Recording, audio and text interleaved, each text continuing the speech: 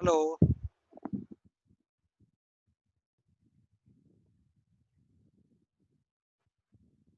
Hello Faraz.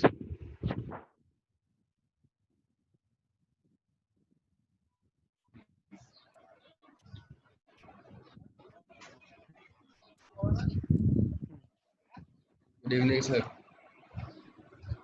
हाँ जी, थोड़ा नेट में प्रॉब्लम थी इसलिए थोड़ा लेट हो गए शुरू करने में। ओके, क्लास करते हैं शुरू। ठीक है। और हम शुरू करते हैं पिछली क्लास के जो टॉपिक था एवरेज से, उसी को कंटिन्यू करके ख़त्म करते हैं, फिर कुछ क्वेश्चन डीआई के करेंगे। ओके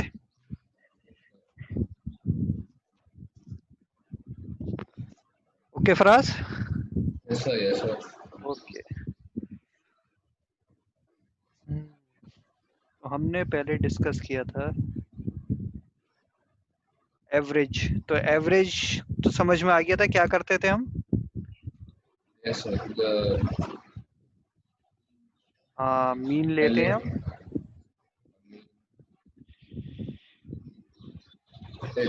सर वैसे एक ही फॉर्मूला है, लेकिन आपने जो सिखाया वो मतलब थोड़े और ट्रिक्स भी थे। हाँ जैसे कि मतलब। जो भी एवरेज है, हम्म, मतलब हमको पता है कि एवरेज है 70, and then if suppose there's an increase, so instead of doing the traditional way, what we can do is we just from the increase only we add to the average itself, good. which I see.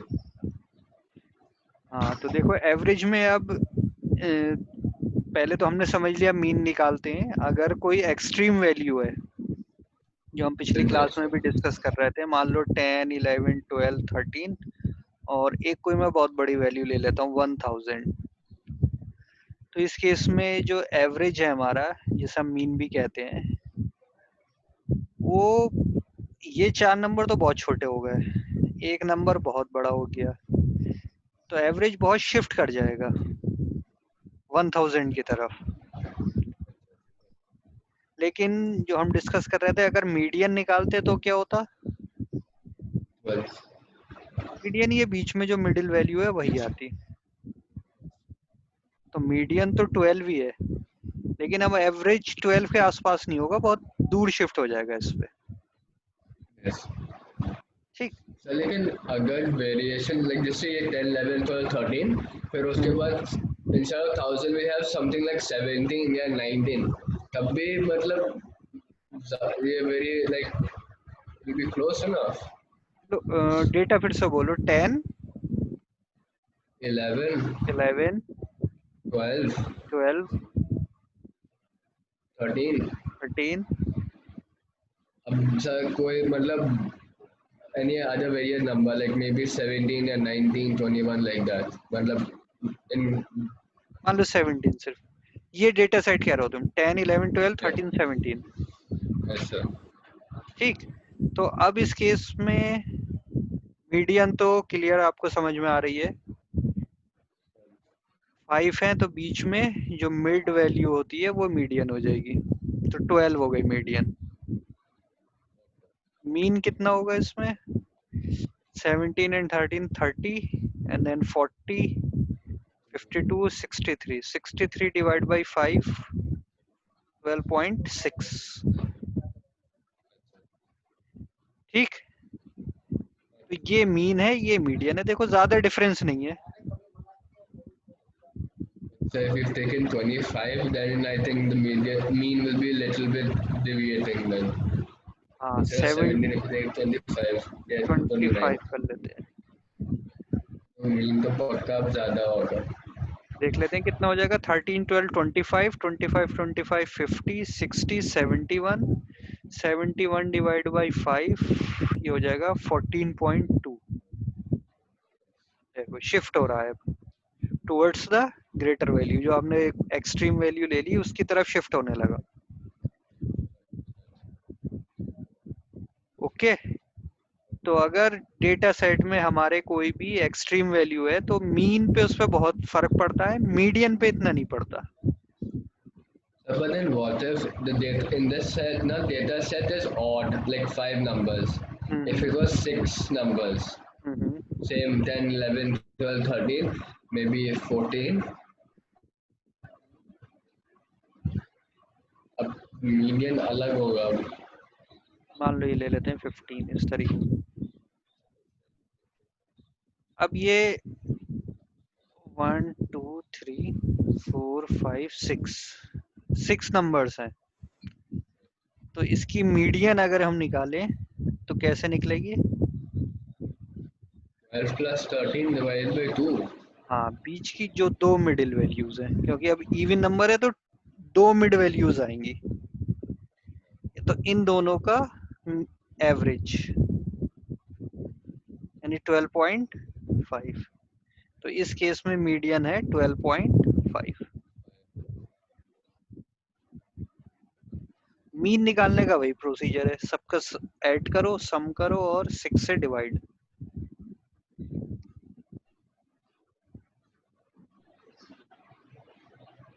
Clear है ये चीज?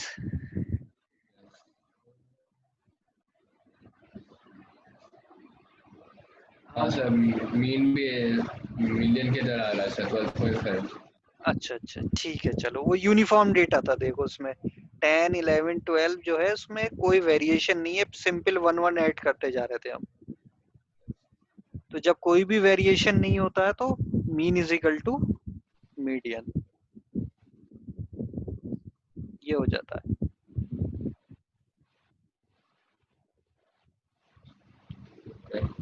ठीक, अब हम करते हैं इस पे question.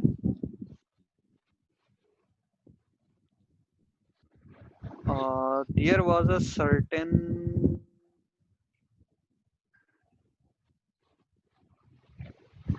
score made by 6 players in a cricket match.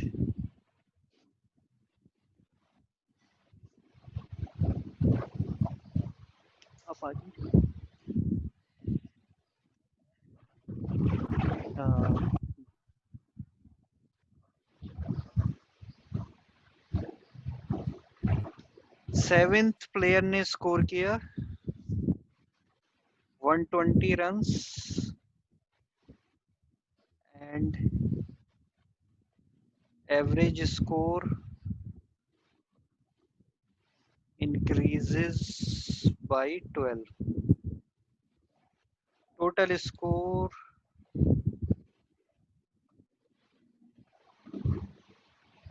total runs scored by 6 players. Option A 200, option B 196, option C 180 and option D 216. ठीक है, ये क्वेश्चन है. क्या हो रहा है, पहले कोई क्रिकेट मैच की बात कर रहे हैं. 6 प्लेयर्स खेलने आए, कुछ उन्होंने रन स्कोर किए, लेकिन हमें ये नहीं पता इंडिविजुअल कितने स्कोर हुए रन. फिर उसके बाद ये हुआ 7th प्लेयर आया, उसने स्कोर किया 120. तो जो एवरेज स्कोर था वो इंक्रीज बाय 12 से इंक्रीज हो गया. तो ये पूछ रहे हैं कि total run scored by 6 players कितने हैं. जो पहले 6 प्लेयर्स आए थे खेलने, उन्होंने टोटल कितने रन बनाए.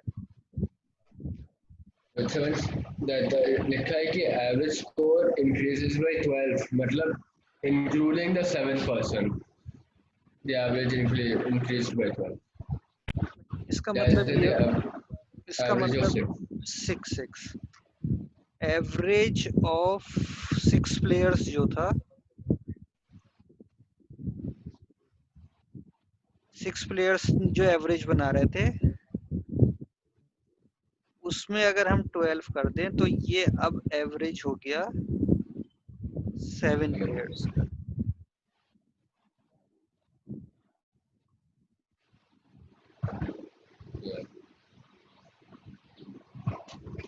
प्लस 12 हो गया. मान लो अगर पहले एवरेज 10 था तो अब 12 उसमें ऐड कर दे तो 22 हो गया होगा। अगर एवरेज 20 था तो अब 32 हो गया, जब सातों प्लेयर का हम एवरेज निकाल रहे हैं तो, क्योंकि उसने 120 रन बनाए, ज्यादा रन बनाए यानी कि, तो एवरेज बढ़ना था, इंक्रीज बाय 12 हुआ है ये। तो सोचो कैसे कर सकते हैं।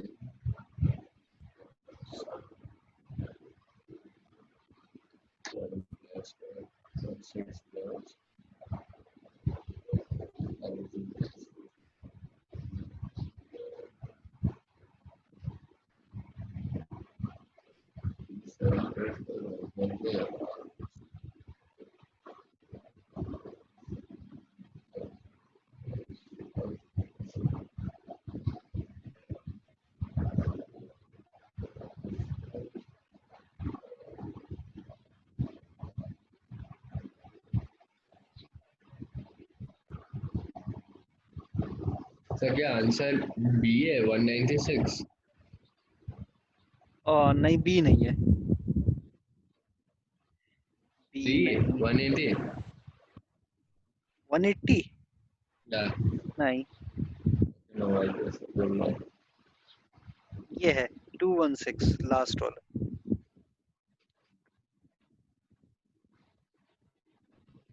पता कैसे किया नहीं। पहले, चलो कैसे शुरू किया क्वेश्चन,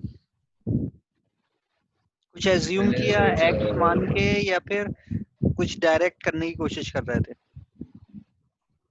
मैंने डायरेक्ट करा, मतलब I was assuming average of 6 plus as x हाँ, गुड plus 12 गुड गुड। पहला तो equals to तुमने, रुक जाओ, एवरेज एक्स माना है तुमने? 6 plus। नहीं, एवरेज वैल्यू एक्स मानी या टोटल जो रन स्कोर किए उसे एक्स माना है, क्या माना है? तो आपने इक्वेशन डाला है, नहीं मैंने नहीं, एवरेज ऑफ 6 से एवरेज ऑफ 6। ये देखो दो डेटा है, इधर ध्यान दो। एक तो है एवरेज स्कोर, ठीक है, एक है टोटल स्कोर। तुम किसे एक्स मानना हो, एवरेज स्कोर को या टोटल स्कोर को? एवरेज। एवरेज को। चलो तो हमने मान लिया let average of 6 players be x, ठीक है, तो टोटल रन्स हो जाएंगे बाई 6 प्लेयर्स 6x, ठीक है।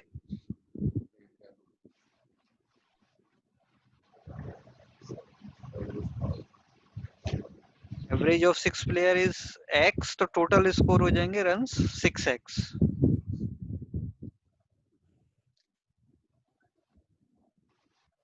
यहाँ तक क्लियर है फराज?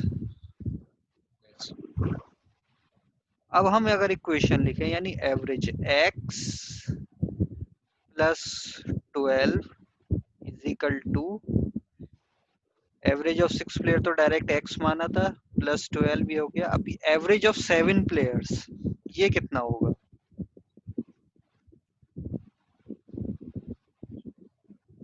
देखो 6x तो 6 जो प्लेयर है उनके रन है, प्लस 120 सेवेंथ क्या है, divide by 7।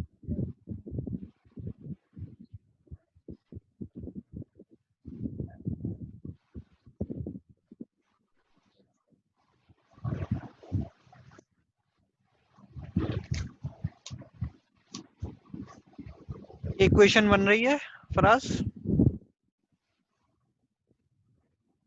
Like, but I made the average of 7 मेरा गलत था।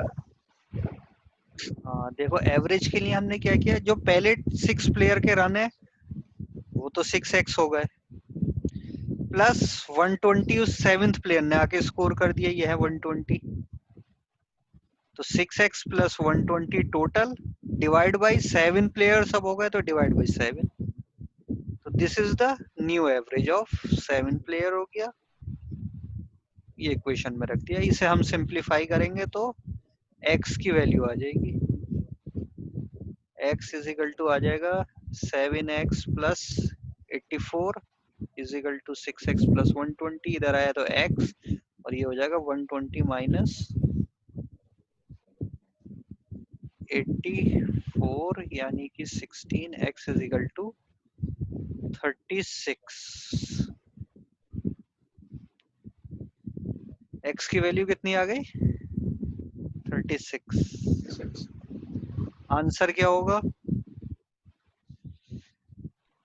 36 इंटू 6 plus 120. नहीं, देखो क्या पूछा है। Total run scored by 6 players. 36 plus 12. 36 into 6. 36 into 6।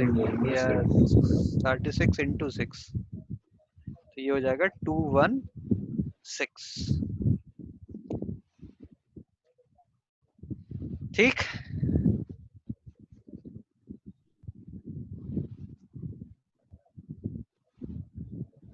Clear है?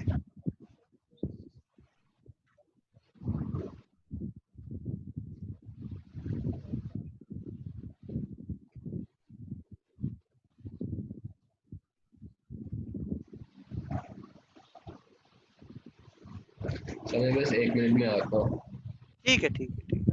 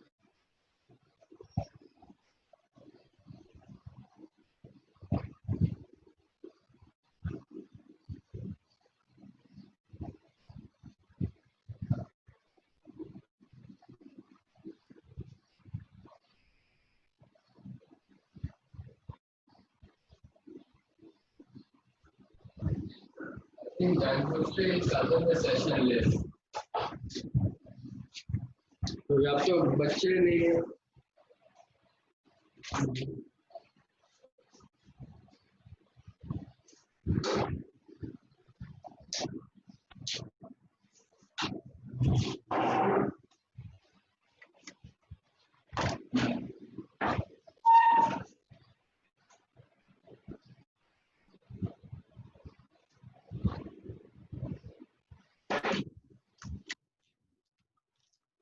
Sir, I'm back.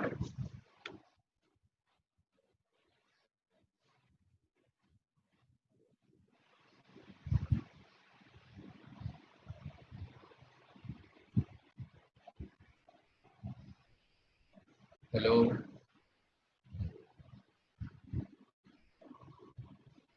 हाँ फराज, ओके। अब देखो, अब हमने एक तो एज्यूम करके हमने x की वैल्यू से टोटल स्कोर निकाल लिया। अब हम दूसरा तरीका ये कर रहे हैं कि हम डायरेक्ट करने की कोशिश करते हैं कि पॉसिबल है कैसा। हम एज्यूम कर लेते हैं कि ऑप्शन से हम क्वेश्चन कर रहे हैं, total run scored by 6 player. पहला ऑप्शन लेते हैं, लेट कि 200 कि 6 लोगों ने मिलकर कितने रन बनाए? 200। तो एवरेज हो जाना चाहिए 200 डिवाइड बाय 6। तो ये कंप्लीटली डिविजिबल नहीं है, यानी पॉइंट्स में आ रहा है कुछ। ठीक है, तो इसको अभी हम ऑप्शन ए को रहने देते हैं। ऑप्शन बी पे आते हैं तो एवरेज हो जाएगा 196 बाई 6। तो ये भी डिविजिबल नहीं है, इसे भी रहने दो। सी पे आते हैं हम, एवरेज हो जाएगा 180 बाई 630, ये डिविजिबल है पहला ऑप्शन। ठीक, अब टोटल स्कोर था 180 और सेवेंथ प्लेयर ने आके 120 स्कोर कर दिया और डिवाइड बाई 7, यानी देखो 300 बाई 7, ये भी अब डिविजिबल नहीं है, डेसिमल में आ जाएगा कुछ, जबकि आंसर क्या होना चाहिए 30 प्लस 12, न्यू एवरेज आना चाहिए 30 प्लस 12, 42 आने चाहिए, कंप्लीट इंटीजर है, लेकिन ये भी डेसिमल में होगा तो ये भी नहीं हो सकता। तो हम लास्ट पे आके देखते हैं, 216 डिवाइड बाई 6 हो जाएगा 36, ठीक, और 216 में आके 120 हमने ऐड किया और डिवाइड बाई 7 किया, तो ये हो गया 336 डिवाइड बाई 7, ये आएगा 40।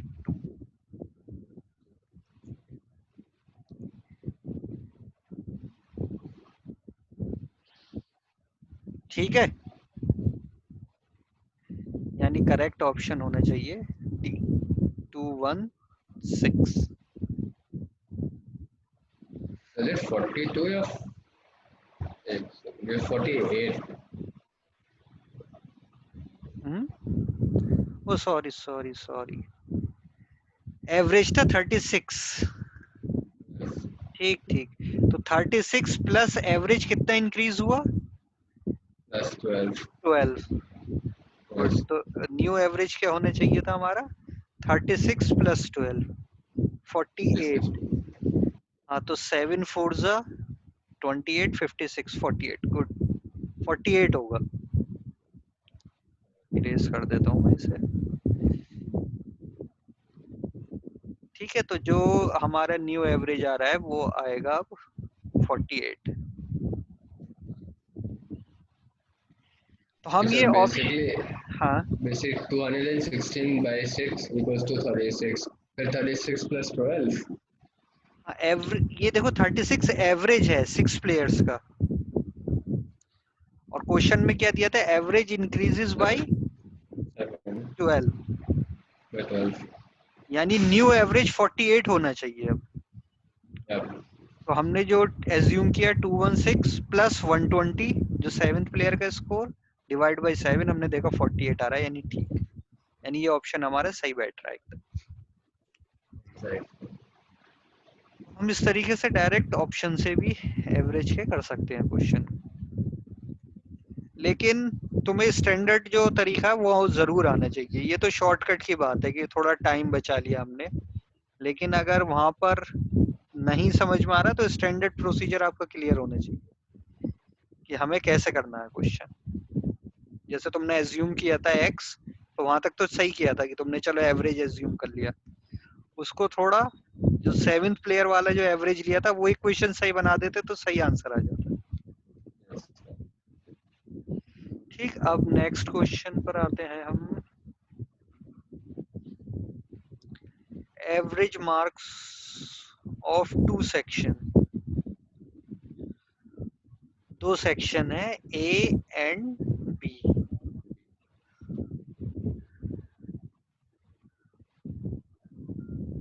Is 73.5। average marks of section A and B is 73.5. Average marks of section A is 75 and that of section B is 70. So what is the ratio of number of students of section B and A? Option A दिया है 2/7, option B दिया है 3/7, option C मान लो 7/3, option D मान लो 7/2। ये है option. Okay, okay, question clear है फराज? ठीक है।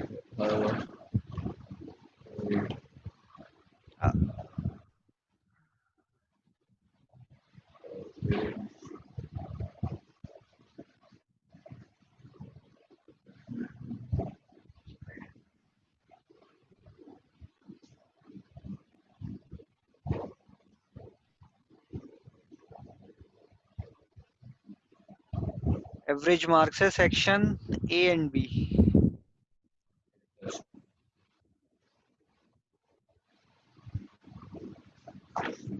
ये मुझको नहीं, ये मैं नहीं कर सकता ये वाला क्वेश्चन।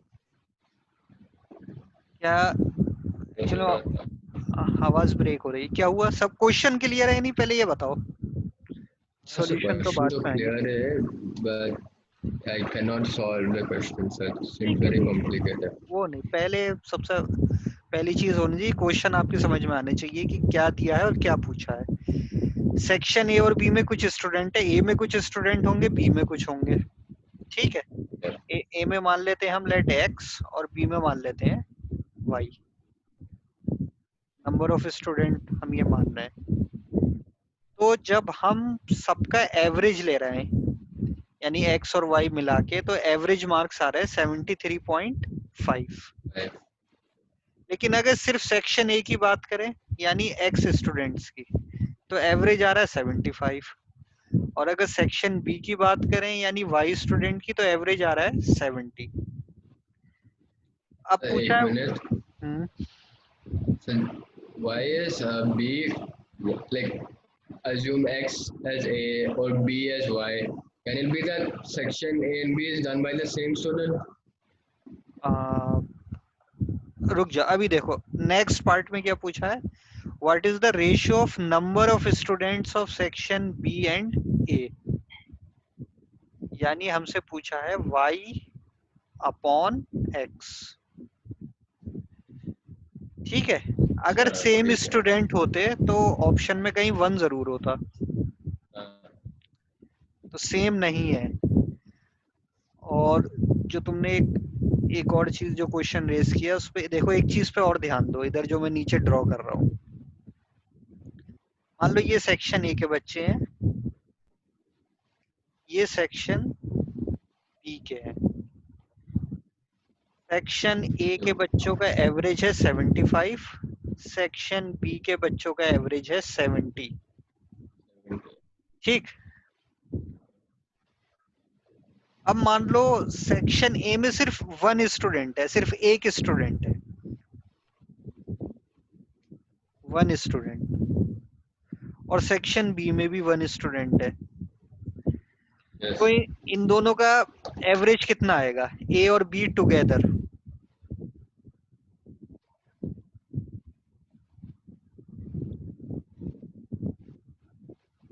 मतलब together is 73.5. A plus B नहीं नहीं is नहीं equal नहीं to 73. नहीं नहीं, वो तो क्वेश्चन में गिवन है। अभी हम क्वेश्चन को भूल जाओ, अभी एक सिर्फ एक अजम्पशन ले रहे हैं। हमने ये कहा कि सेक्शन ए में मान लो 1 स्टूडेंट होता और सेक्शन बी में भी 1 स्टूडेंट होता। सेक्शन ए वाले बच्चे के 75 मार्क्स होते क्योंकि उसका एवरेज 75 है, और सेक्शन बी वाले के 70 होते। तो अब ए प्लस बी का एवरेज कितना आएगा, दोनों को मिला दें अगर, दोनों सेक्शंस को, तो एवरेज कितना आएगा इस केस में? 75 plus 70 upon 2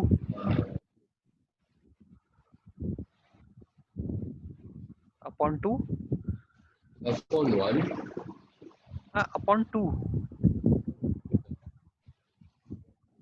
दो स्टूडेंट हो गए ना, एक सेक्शन ए का हो गया, एक बी का हो गया। Yes, sir. ये बिल्कुल मिड में आएगा, यानी ये होना चाहिए एवरेज।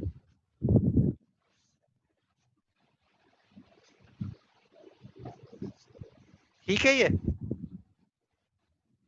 Yes. 1-1 होते या फिर मान लो सेम होते, इसमें भी 2 होते बच्चे, इसमें भी 2 होते, इसमें भी 10 होते, इसमें भी 10 होते, तब भी एवरेज क्या रहता? 72.5. 72.5। तो अगर इस क्वेश्चन में यहाँ पर 75 है, सेक्शन बी का 70, अगर एवरेज 73.5 की जगह होता 72.5, तो हम कह सकते थे कि दोनों स्टूडेंट का रेशो है 1। इसके बाद बिना क्वेश्चन सॉल्व करे कुछ भी हम सीधे बता सकते थे, क्योंकि टोटल एवरेज जब बिल्कुल बीच में है, यानी यहाँ पर भी सेम स्टूडेंट होंगे और इधर भी सेम होंगे। Clear? basically in A B वाला situation में you just have to find average directly. हाँ, A दो, में हाँ, दो कोई क्वांटिटीज हैं और उनका एवरेज है, तो अगर बिल्कुल बीच में आ रहा है तो यानी दोनों में सेम नंबर ऑफ डेटा है, तभी पॉसिबल है।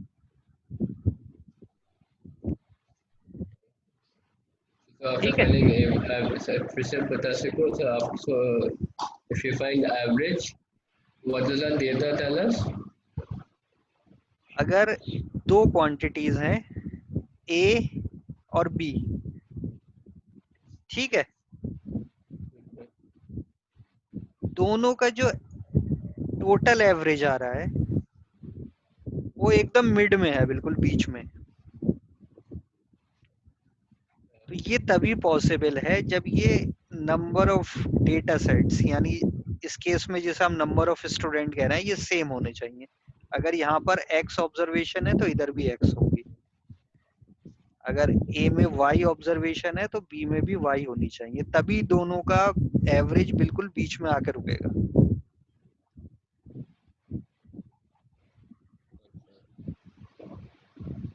ठीक है, बात मतलब मतलब I इसको got it sir तुम, लेकिन बाद में like सर कैसे मतलब how to phrase write it down. एक मिनट, इसे प्रैक्टिकली तुम इमेजिन करो। तुम ये मान लो एक सीसॉ है, ठीक है, ये सीसॉ है, ये बीच में कहीं सपोर्टेड है, ठीक है, यहाँ पर तुमने किसी को आके बिठा दिया, उसका कुछ वेट है, ठीक, इधर तुमने दूसरा पर्सन बिठाया कोई, मान लो या तुम x1 लिया है, इसको हम कह रहे हैं y1। तो अगर इसे बिल्कुल बीच में रोके रखना है तो क्या होना चाहिए, x1 और y1 सेम होने चाहिए। ठीक है, अब लेकिन यहाँ एक और पर्सन आ गया और यहाँ भी एक और पर्सन आ गया, एक और आ गया मान लो, और एक यहाँ पर भी आ गया। अब तीन पर्सन इस साइड बैठे हैं, तीन पर्सन इस साइड बैठे, तो ये बीच में कब रुकेगा, जब इन तीनों का सम इन तीनों के सम के बराबर हो, तभी तो पॉसिबल है। हेलो, yes sir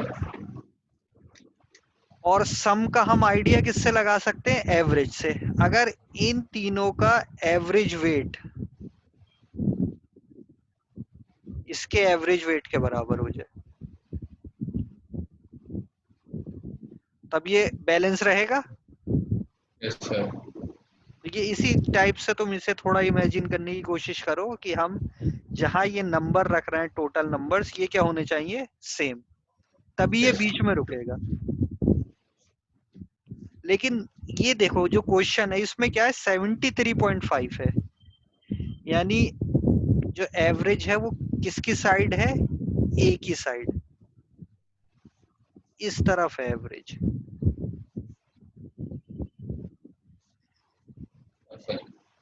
ठीक है, coming towards A side yeah A side है।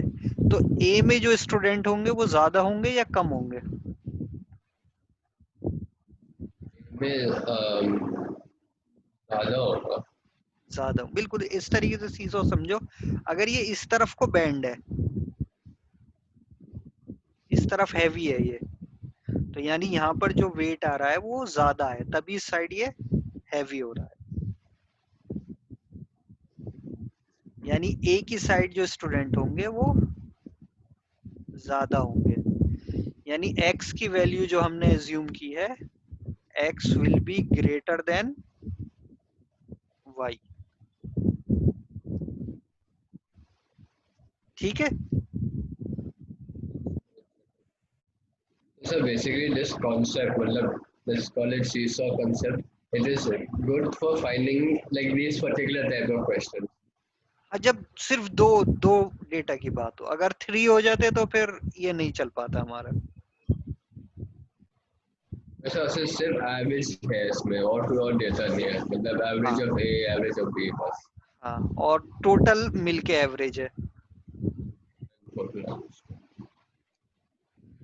तो देखो पहली चीज हमें ये पता चल गई कि x जो है वो y से ज्यादा है. अगर इसको मैं दूसरे तरीके से तुम देखना चाहो तो तुम ऐसे भी देख सकते हो कि जो A के स्टूडेंट्स हैं उनका एवरेज कितना है, 75. 75. B के बच्चों का एवरेज कितना है, 70. 70. तो A के बच्चे अगर बढ़ते चले जाएंगे यानी x की वैल्यू बढ़ती जा रही है, तो एवरेज भी जो टोटल एवरेज है वो 75 की तरफ आएगा, यानी मिड से इंक्रीज होना शुरू होगा. Yeah. अगर बी सेक्शन के जिनका एवरेज है 70, ये बच्चे ज्यादा हो गए यानी ये वाई ज्यादा है, तो एवरेज इस तरफ को शिफ्ट होना चाहिए था, यानी 71 एवरेज होता, 71.5 होता, 70.5 होता, तो हम कहते हैं कि बी के स्टूडेंट ज्यादा है. ठीक. तो पहली चीज हमें ये पता चल गई कि x is greater than y. अब देखो ऑप्शन में अगर हम देखें तो यहाँ इक्वल है, दो ऑप्शन ऐसे हैं जिसमें तो सारे इक्वल है, ए बी इक्वल है, सी डी इक्वल है. नहीं नहीं, इक्वल मतलब y और x, y अपॉन x निकालना है ना हमें. देखो ratio of number of student of section B and A, तो सेक्शन बी को हमने y एज्यूम किया था और सेक्शन ए को हमने एज्यूम किया है x स्टूडेंट, तो हमें b अपॉन ए का रेशियो निकालना है यानी y अपॉन x. तो हमारे हिसाब से y स्मॉलर है और x बड़ा है, तो a और b तो हो सकते हैं, c और d नहीं हो सकता. Because y has to be less than x now. हाँ, तो सी और डी ऑप्शन हमारे आउट ऑफ, क्या कह सकते हैं हम, कि ये पॉसिबिलिटी नहीं है, हमने इसे रिजेक्ट कर दिया. अब दो बचे, लेकिन दो हैं तो अब हमें सॉल्व करना ही पड़ेगा क्वेश्चन. हम डायरेक्ट इस एक इंफॉर्मेशन से दो ऑप्शन तो एलिमिनेट कर सकते हैं, लेकिन अभी भी दो हैं हमारे पास. अब हमें, Very close. हाँ स्कोर वेरी Very क्लोज है. हाँ, तो हम ऐसे डायरेक्ट गैस भी नहीं कर सकते, तो अब हमें इसे सॉल्व करना पड़ेगा. तो अब हम देख लेते हैं हमने क्या एज्यूम कर रखा है. स्टूडेंट ए मान रखे हैं, सेक्शन ए में है x और सेक्शन बी में है y. सेक्शन ए का एवरेज है 75 एवरेज और सेक्शन बी का एवरेज है 70.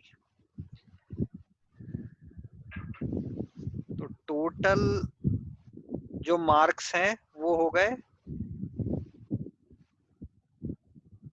Of A plus B. Section A में जो टोटल मार्क्स होंगे वो कितने होंगे, 75x, और सेक्शन बी में होंगे 70y. तो टोटल मार्क्स हो जाएंगे 75x प्लस 70y. और अगर मैं इसे डिवाइड कर दूं student of A plus B से, तो ये हो जाएगा 73 x plus 75. x plus y, और ये टोटल का एवरेज हो जाएगा. ये हमें क्वेश्चन में गिवन है 73.5, तो हम लिख सकते हैं 73.5 is equal to 75x plus 70y divide by x plus y. ठीक है, इक्वेशन अब इसे सॉल्व करके y अपॉन एक्स की वैल्यू बताओ कितनी आ रही है। सेकंड ठीक करो। ये तो बहुत कैलकुलेटर में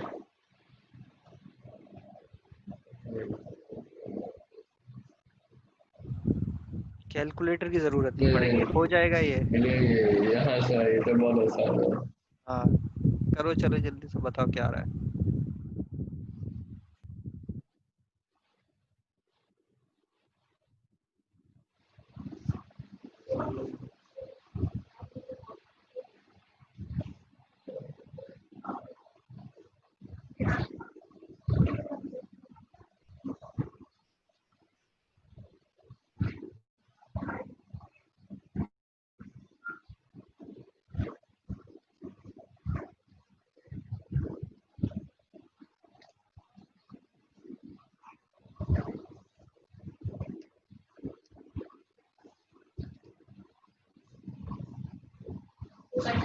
मिल्क मेड कहते हैं इंडिया में, समझ गए ना?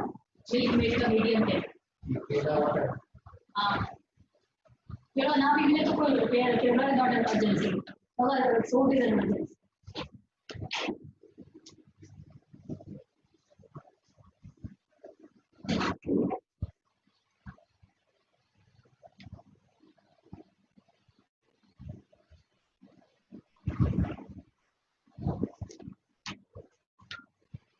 हेलो सर,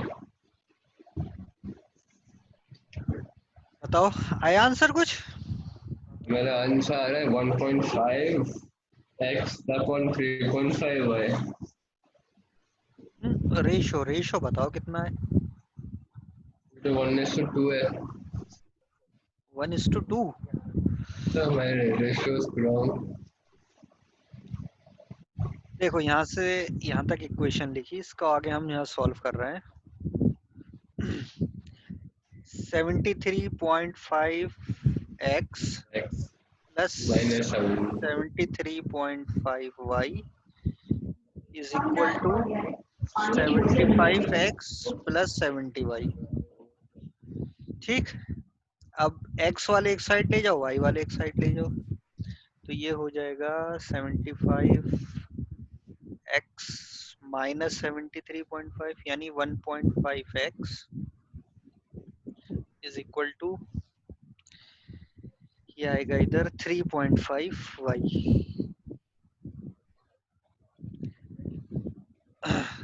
यहाँ तक आया था फ्रास। Yes sir. अब देखो पूछा क्या, y अपॉन एक्स पूछा है, तो ये डेटा इधर और x को इधर ले आते हैं हम, तो y upon x will be equal to 1.5 divide by 3.5 यानी 15 अपॉन 35 और 5 से कैंसिल कर दें तो 3 अपॉन 7 यानी ऑप्शन बी 3 अपॉन 7 ये हमारा करेक्ट है। No, sorry sir, I thought 35 is divisible by 15। 30 था। अच्छा अच्छा चलो ठीक है।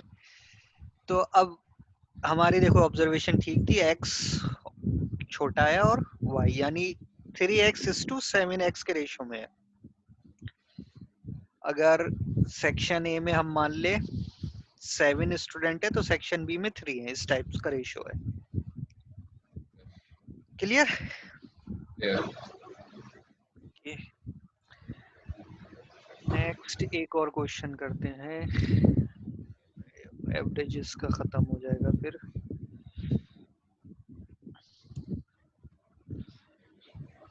Average age of 51 students in a class is 15 years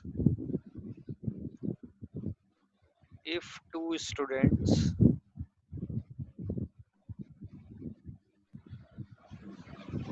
ages 14 year and 17 years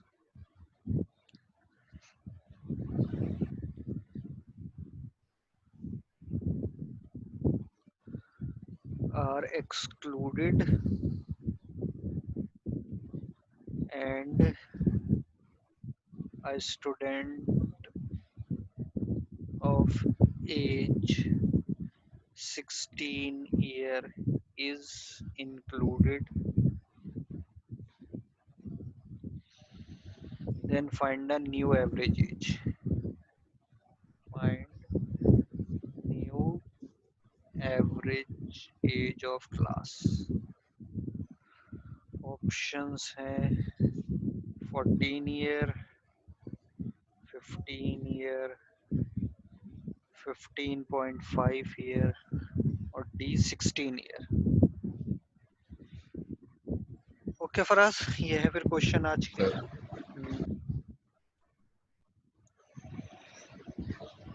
question तो क्लियर है। 51 स्टूडेंट है किसी क्लास में और उनकी एवरेज एज है 15 इयर्स।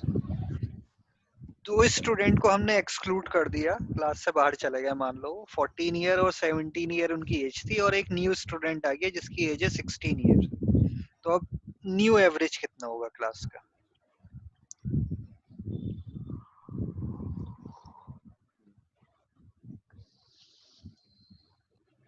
करो सॉल्व करने की से कोशिश।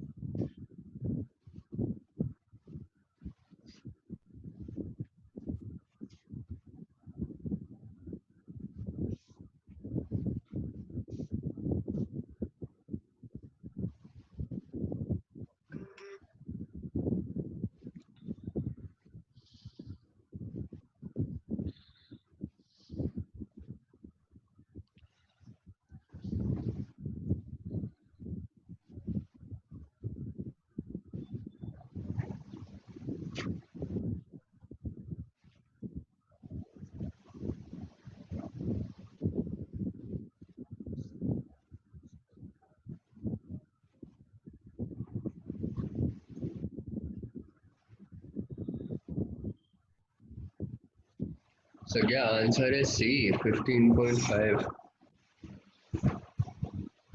अभी देख लेते हैं, लेकिन शायद आंसर इसका 15 ईयर है। बी है ऑप्शन। मैंने लॉजिकली किया, मैंने कोई मेथड नहीं किया था। अच्छा। तो what I was thinking कि 51 number of students है 51 and all their average is 15. अब क्या हुआ कि ages of 14 and 17 went away. So then that means average मतलब number of students -2, तो लगभग 49 होना चाहिए and 15 से थोड़ा कम होगा। But then what happened is again a 16-year-old is entered in the class and 16 is bigger than 14 but less than 17. So मतलब it should be around 15 only, 15, 15.5 like that.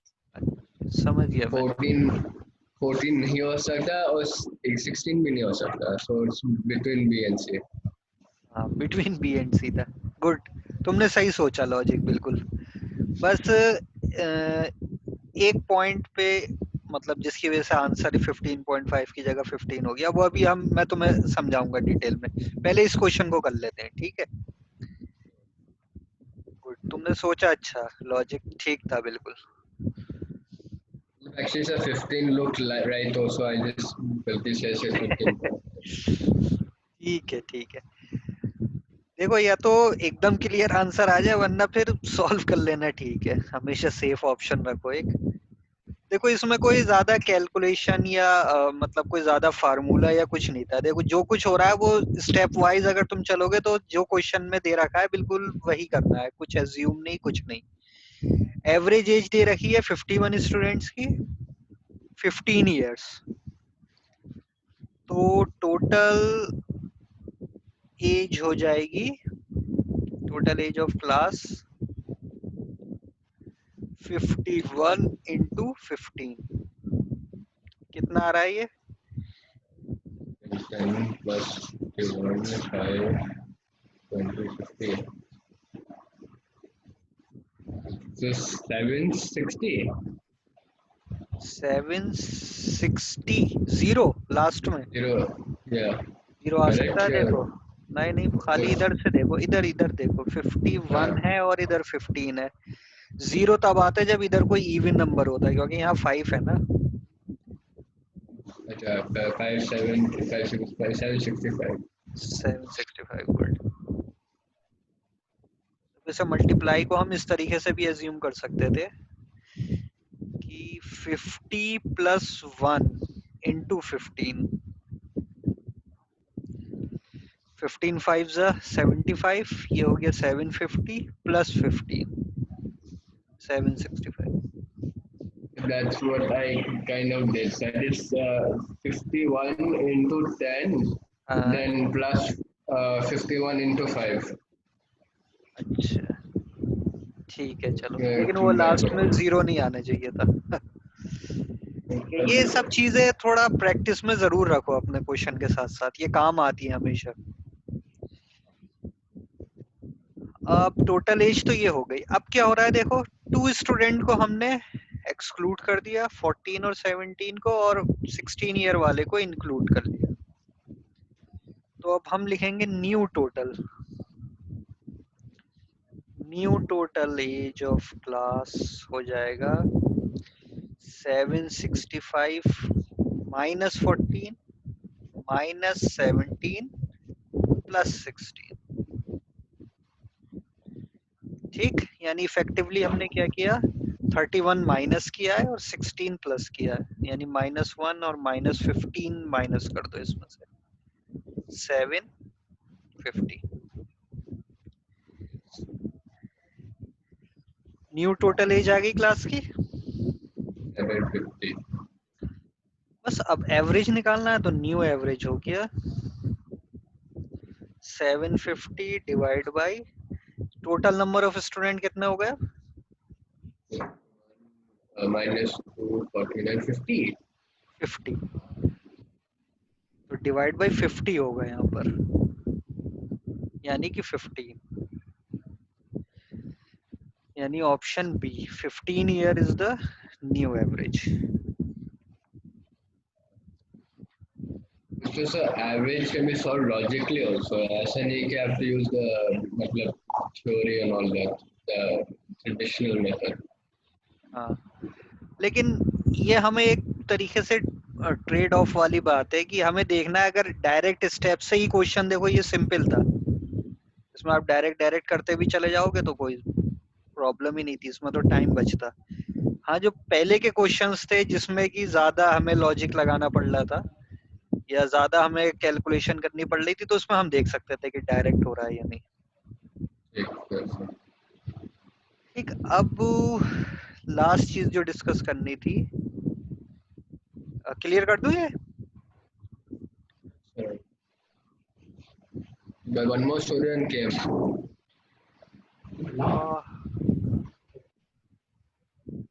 ठीक है, अभी हम कंटिन्यू कर रहे हैं अभी। तो जो डिस्कस कर रहे थे, देखो ये बात मुझे डिस्कस करनी थी, जो तुमने अभी एवरेज वाली चीज बात करी कि मान लो क्रिकेट मैच देखते हो, शौक है क्रिकेट? No, not exactly. मैं सर casual हूँ, casual watcher. अच्छा चलो कौन सा? Whenever dad watches, I join. So अच्छा that's how I am. Okay, चलो तुम्हें ये पता है एवरेज स्कोर और ये सब अब नहीं देखते, पहले बहुत था शौक, अब कम हो गया। मान लो कोई प्लेयर है, हम किसी प्लेयर की बात कर रहे हैं, उसने अपना जो पहला क्रिकेट मैच खेला उसमें रन बनाए 25, ठीक। ठीक। नेक्स्ट में बनाए उसने 50 और उसके बाद बनाए 100। 3 मैचेस की बात करें, जिसका पहला मैच है फर्स्ट, सेकंड और थर्ड। हम उसके एवरेज स्कोर पे ध्यान रखेंगे कि क्या हो रहा है। फर्स्ट मैच के बाद जो एवरेज होगा वो कितना होगा, 25 डिवाइड बाई 1, 25, ठीक है। ठीक है। सेकंड मैच के बाद उसका एवरेज हो जाएगा 25 प्लस 50 डिवाइड बाई 2, यानी 75 डिवाइड बाई 2 यानी 37.5, ठीक है। थर्ड मैच के बाद अगर हम उसका एवरेज स्कोर देखें तो हम लिखेंगे 25 प्लस 50 प्लस 100 डिवाइड बाई 3, तो ये हो गया 75 प्लस 100 175 डिवाइड बाई 3, ये आएगा करीब 525.58.33, ठीक। क्लियर है यहाँ तक? Yes sir. अब नेक्स्ट मैच में मान लो उसने 0 स्कोर किया, तो अब कितना होगा एवरेज? सेम सर, 58.3 सेम रहेगा। प्लस 0 और divide by 4, divide by 4 by 4, कम होगा, कम होगा। 175 बाई 4, तो ये हो जाएगा अब लगभग 4 4 ज़ा 16 एंड 4 3 ज़ा 12.7, ठीक। अब देखो एवरेज, सिर्फ एवरेज पे फोकस करो कि क्या हो रहा है। देखो पहले मैच के बाद 43.5 4 4 ज़ा 16, then 1 and 5 15, 4 3 ज़ा 12, 3 रिमाइंडर नहीं यही होगा। 42.15 oh हाँ यस। ठीक है, ओके। अब सिर्फ देखो एवरेज पे स्कोर करो, हो क्या रहा है, फोकस करो कि पहले मैच में उसका एवरेज था 25, नेक्स्ट मैच में एवरेज है 37.5, थर्ड मैच में 58, फोर्थ में 43। देखो एवरेज में बहुत जंप हो रहा है, मतलब कुछ स्कोर किया एकदम जंप हो गया, फिर और जंप हुआ, 0 स्कोर किया तो एकदम से ड्रॉप भी हो गया, ठीक है। ठीक है। अगर यही प्लेयर होता, सेम प्लेयर की हम बात कर रहे हैं, यही सेम स्कोर है उसके 25, 50, 100 और 0, लेकिन इससे पहले वो 100 मैचेस खेल चुका होता और उसमें मान लो उसका एवरेज स्कोर होता, हम ले लेते हैं 30,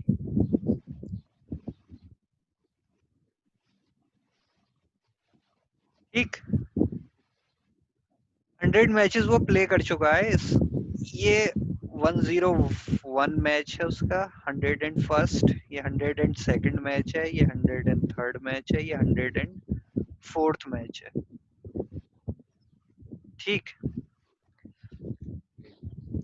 अब मान लो उसका एवरेज है 30 100 मैचेस में, तो जब 101st मैच में उसने 25 बनाए तो एवरेज कितना चेंज होता?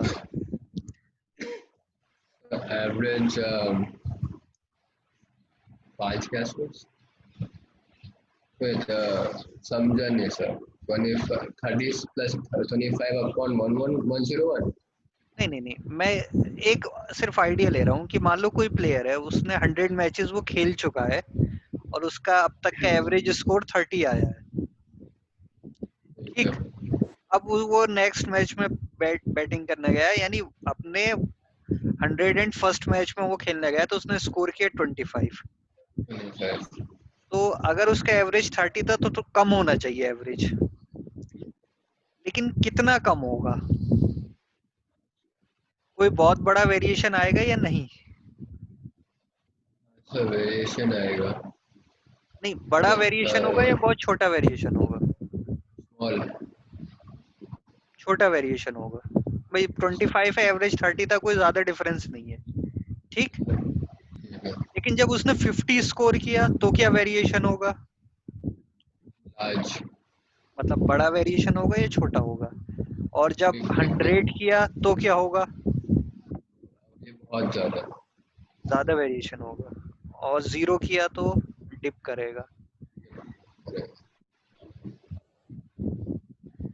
ठीक है, अब तुम ये कह रहे हो कि इतना होगा, लेकिन अगर मैं इसका एवरेज निकालता, कैलकुलेटर है तुम्हारे पास? फराज, कैलकुलेटर है? फोन में फोन यूज कर सकते हो? फोन का कैलकुलेटर यूज कर सकते हो या? Yes sir. तो इसका तुम मुझे एवरेज निकाल के बता दो कि कोई प्लेयर है जो अपना 100 मैचेस खेल चुका है और 30 का एवरेज है उसका, नेक्स्ट मैच में उसने 25 बनाया, तो अब न्यू एवरेज कितना हो जाएगा? So once क्या ऐसा है 25 से एक बार सर उसको। हाँ, पहले हम टोटल रन बनाएंगे कि अब तक उसने कितने रन स्कोर कर लिए हैं, तो वो हो जाएंगे 100 इंटू 30। ठीक, 100 इंटू 30 प्लस 25 डिवाइड बाई 101। कितना आया एवरेज? 29.95।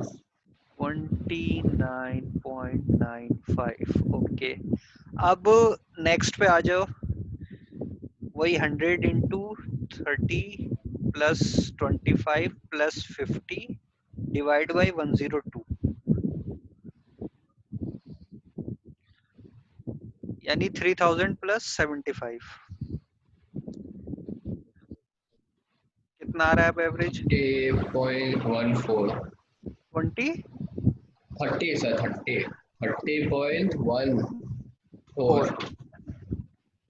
अब उसने 100 स्कोर किया तो अब न्यू एवरेज कितना होगा? सेम चीज वही 3000 प्लस 175 डिवाइड बाई 103।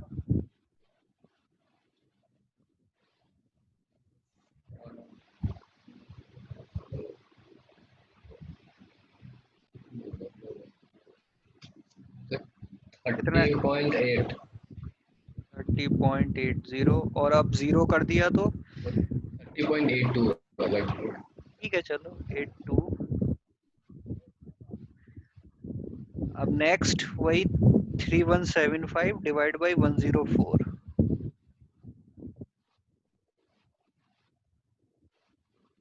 30.5। 30.5। अब देखो जो पहले केस में क्या हो रहा था और अब क्या हो रहा है, वेरिएशन देखो अब कितना है। 29.95 से 30.14, बहुत ही कम। 0.14 से 0.82, 0.82 से अगर 0 स्कोर कर दिया तो 0.5। और यहाँ पर वेरिएशन देखो 25 से 37.5, 58.3, 43.7। ऐसा क्यों हो रहा है? दोनों केसेस में क्या डिफरेंस है? और आई थिंक उसका है नंबर ऑफ ऑब्जर्वेशन। हाँ, गुड, नंबर ऑफ डिनोमिनेटर इस बार बहुत बड़ा नंबर है, इसलिए ज़्यादा ओके। उस टाइम में क्या कर था कि न्यूमरेटर व डिनोमिनेटर व स्मॉल। यस, क्योंकि यहाँ सिर्फ हमने 4 मैचेस पे ही हम एवरेज निकाल लेते हैं, बल्कि फर्स्ट पर, सेकंड पे, 3 पर।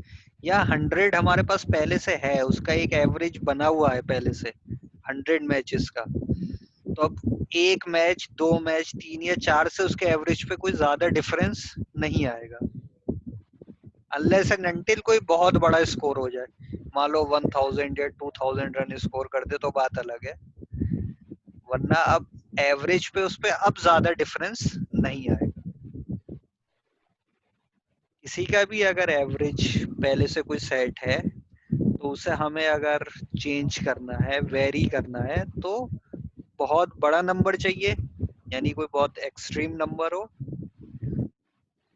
या फिर हमें फिर large number of data sets चाहिए।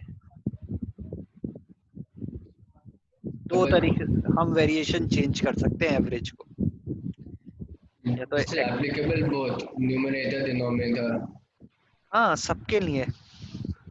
देखो डिनोमिनेटर में तो ऑब्जर्वेशन है, दो चीजें जो तुम कह रहे हो, न्यूमरेटर और डिनोमिनेटर। डिनोमिनेटर को चेंज करना यानी कि large number of data set, numerator को चेंज करना यानी एक्सट्रीम वैल्यूज। दो तरीके से ही चेंज कर सकते हैं हम एवरेज, या तो न्यूमरेटर हो या फिर डिनोमिनेटर हो।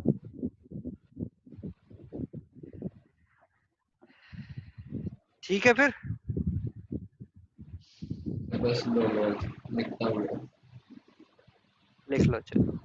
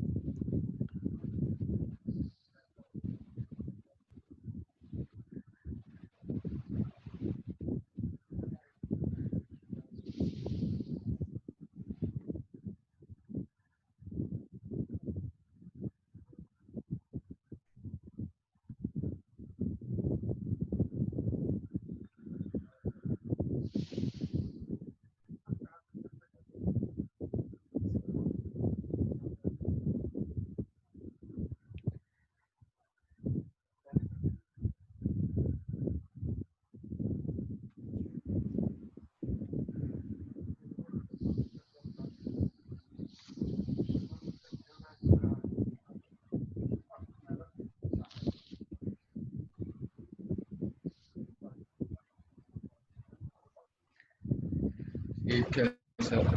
ठीक है हो फिर गया। ये हो गया। तो आज की क्लास फिर हम एंड कर रहे हैं यहीं पर। आप अब जो नेक्स्ट क्लास होगी उसी में फिर अब डीआई शुरू हो पाएगा हमारा। इतना जल्दी है? तो टाइम है वैसे आज। ये अभी चाहते एक्चुअल तो में नेक्स्ट वीक थोड़ा टाइम चेंज हो रहा है, तो एक बार मैम को आप कांटेक्ट कर लेना। टाइम भी चेंज होगा और कुछ शायद ईद की वजह से कोई हॉलीडे भी रहेगा, शायद सैटरडे तो हॉलीडे है। 3 दिन है, मतलब अब अगला क्लास है ट्यूसडे। हाँ ट्यूसडे क्लास होगा, और ट्यूसडे तक तुम ऐसा करना कि जो भी हमने टॉपिक्स पढ़े हैं अब तक, उन सब पर क्वेश्चन अपनी तरफ से करके देखना, और कोई अगर इशू हो तो पहले हम प्रॉब्लम आएगी तो उसे डिस्कस करके फिर नेक्स्ट क्लास शुरू करेंगे। ठीक है लेकिन वैसे है मेरे पास कुछ डाउट्स पूछने के लिए। है, पूछो चलो अगर आज है तो।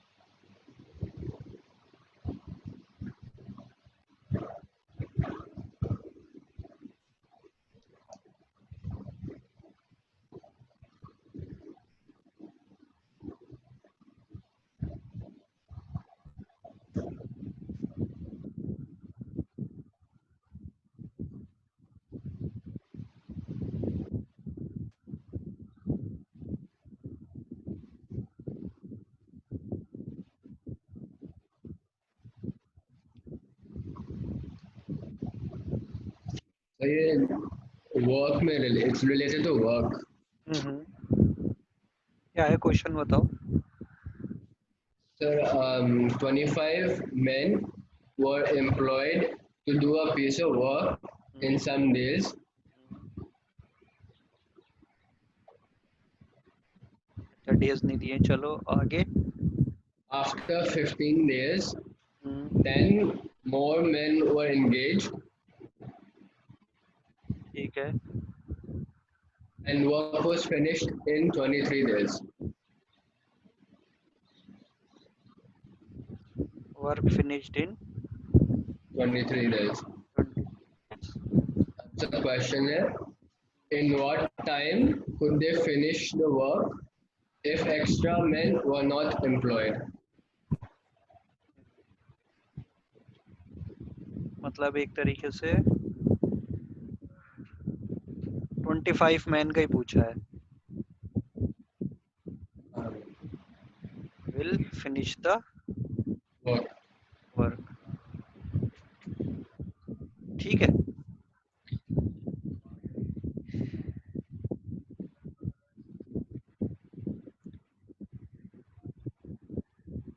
यही है क्वेश्चन में, फिर 25 मैन वर्क करते हैं तो इनके लिए वो दे वर्क कंप्लीट, अच्छा they work for some days, कुछ दिन उन्होंने काम किया है ना।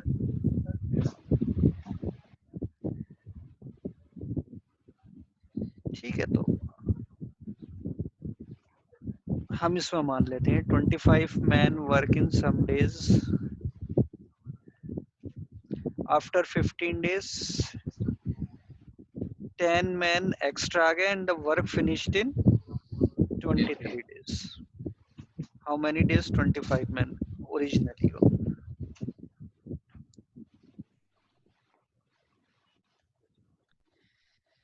ठीक है, चलो तो सिचुएशन देखो ये थी, 25 मैन ने वर्क करना शुरू किया, सम डेज मान लो x डेज लगे, उसके बाद कितने हो गए, नहीं आफ्टर 15 डेज, नहीं क्वेश्चन एक मिनट कंफ्यूजन हो रहा है मुझे, फिर से रीड करना तो। The 25 men हाँ were employed हाँ, to do a piece of work in some days. अच्छा ठीक ठीक ठीक, आफ्टर 15 डेज 10 मैन आ गए, यानी ये x नहीं है, हमें डेज दे रखा है कि 25 मैन ने कितने दिन वर्क किया, 15 डेज, ठीक। I mean, 15 डेज के बाद 10 और आ गए, यानी जो 25 थे वो अब हो गए 35। वर्क फिनिश्ड इन 23 डेज, टोटल 23 दिया है ना, तो 15 प्लस 8 डेज और लगे, यानी ठीक है, यही होगा कि 25 यहाँ से वर्क शुरू किया, मान लो ए से, बी पर 10 मैन हमें एक्स्ट्रा मिल गए और सी पर वर्क फिनिश हो गया, ठीक। यहाँ से स्टार्ट हुआ होगा, ये finish, 25 man will finish the work. अगर एक 25 ही करते रहते तो कितने दिन में खत्म होता, ठीक। देखो ये जो पार्ट है 25 मैन तो 15 डेज कर रहे हैं,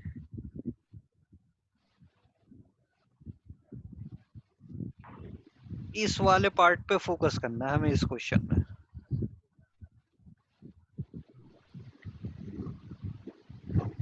थर्टी फाइव मैन काम कर रहे हैं 8 डेज, ठीक है। अगर सिर्फ 1 मैन करता तो कितने दिन लगते, 5 into 8. 8 इंटू 35, 25 मैन कितने दिन में करेंगे, Second, 28 into 135 divided by 20, upon 25. ठीक, यानी 7 और ये है 5। 40, 56.5. 56 1 पॉइंट point. अच्छा, 56.5. यानी आ गया 11.2।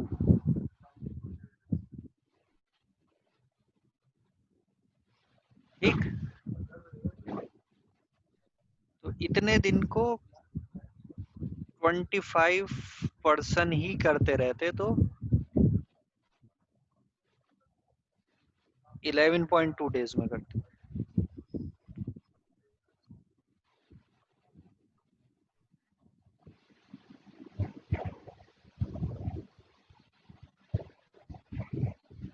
ठीक है फराज, हेलो। हेलो सर, समझा नहीं है। एक मिनट, तुम मुझे इसका ऑप्शन बताओ, मुझे क्वेश्चन में कुछ कंफ्यूजन हो रहा है अभी भी। ऑप्शन क्या है? So, एक है 24 days, हाँ, the other option 24.6 days, hmm, 26.2, hmm, and none of these. none। तो इसमें ये आ जाएगा आंसर 26.2।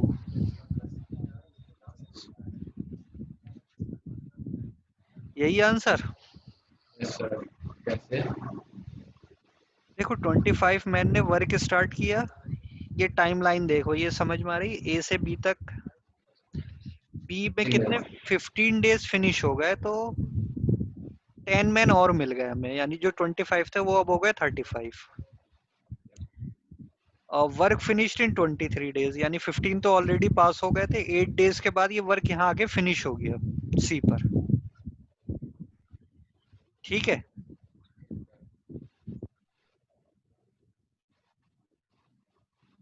ठीक है, ये जो हम टाइमलाइन बना रहे हैं ये क्लियर है। Start से 25 and finish by 35, but question is asking for 25. At the how many days 25 men would have taken? 25 या जो ओरिजिनल जो मैन कर रहे थे वही करते रहते तो कितने दिन में होता। तो ये हमने देखो टाइमलाइन, अब बस इस टाइमलाइन में इतना पार्ट तो 15 वाला तो वही रहेगा जो क्वेश्चन में पूछा है, ए टू बी तो 15 है ही। अब मेन हमें बी टू सी पे फोकस करना था। 8 days. बी टू सी में देखो हमने क्या किया, सिर्फ जो लीनियर हम पढ़ते हैं रिलेशन वो लगाई कि 35 मैन इसे 8 डेज में कर रहे हैं। ठीक, अगर 1 मैन होता तो इतने डेज लगते, और अगर 25 ही करते, क्योंकि क्वेश्चन में 25 पूछा ना, तो हमने 25 के हिसाब से निकाल लिया कितने दिन लग रहे हैं। तो 25 को लग रहे हैं 11.2 डेज, यानी जो काम 35 मैन ने 8 डेज में कर दिया उसे 25 मैन 11.2 डेज में करते। तो टोटल निकालने के लिए क्या हो जाएगा, 15 प्लस 11.2 यानी 26.2 डेज, ये हो जाएगा, ये option C.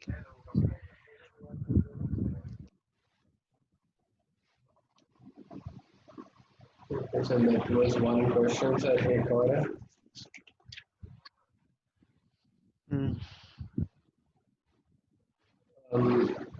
If 12 men or women 12 can, man or women, 18 women, 12 men or 18 women can reap a field in 7 days, in what time can 4 men and 8 women reap the same field? 4 man plus 8 women है। So 4 men and 8 women. How many days? Yes. They go together. Option option बताओ। 8 days, 9 days, 10 days, or none of these. यहाँ और है ना बीच में question में, Yes, और यहाँ पर एंड है। yes. ठीक है,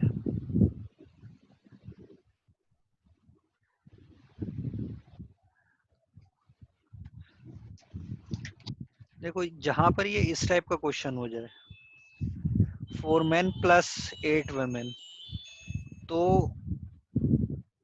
आप वर्क निकाल लो इनका 1 डेज का। जैसे 12 men कंप्लीट करते हैं 7 डेज, या फिर हमें दिया और 18 वुमेन दिया है 7 डेज।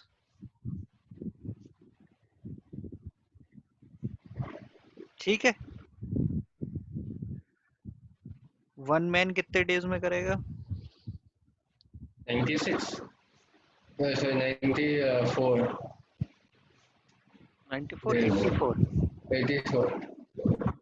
ठीक, 4 मैन 84 divided by 4 मतलब 21. 21 डेज। ठीक, ऐसे इसमें कर लो, 1 वुमेन 7 into 18 और 8 26. वुमेन हो जाएगा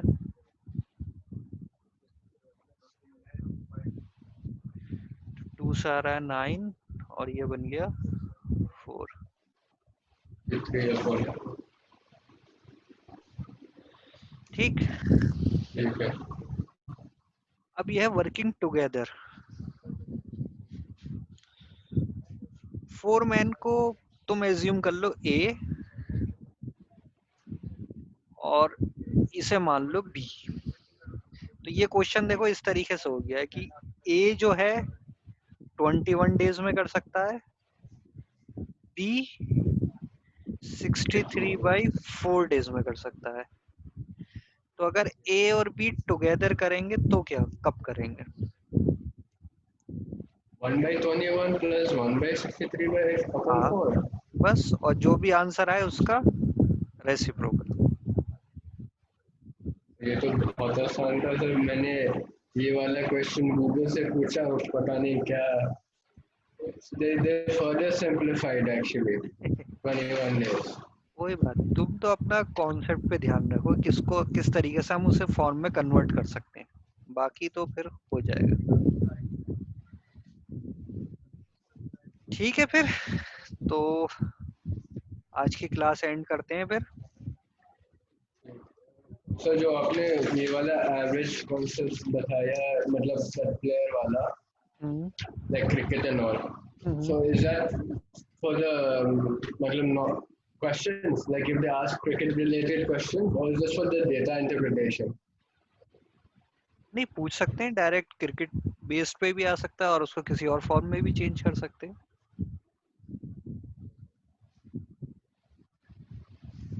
लेकिन वो जनरल कॉन्सेप्ट है, हर जगह के लिए सेम है वो।